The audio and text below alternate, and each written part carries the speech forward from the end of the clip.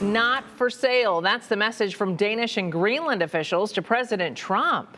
They met with administration officials yesterday at the White House. And they have a very different opinion than the president about who should control Greenland, but they are open to expanding the U.S. military footprint there. Take a look. This morning, diplomatic divisions over the fate of Greenland, the Danish territory that President Trump insists the U.S. must control. We need Greenland for national security. The president has made his view clear, and we have a different position.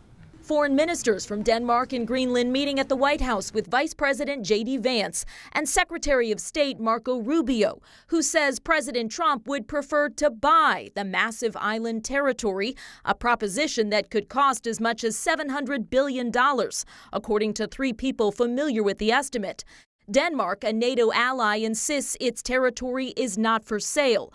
President Trump has not ruled out military force, citing what he views as a threat from other major powers. The problem is there's not a thing that Denmark can do about it if Russia or China wants to occupy Greenland, but there's everything we can do. It is not a true narrative that we have, Chinese warships all around the place. On Capitol Hill, lawmakers in both parties speaking out against military action in Greenland, calling it the most serious national geopolitical mistake this country could make, while endorsing the power of alliances and the U.S. military presence already in place in Greenland to secure the Arctic. The not smart, unachievable way is whoever told the president that this was a viable path.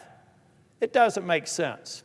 Among Greenland's population of roughly 57,000, mounting anxiety as leaders promise to keep talking. In Washington, Alice Barr, NBC News.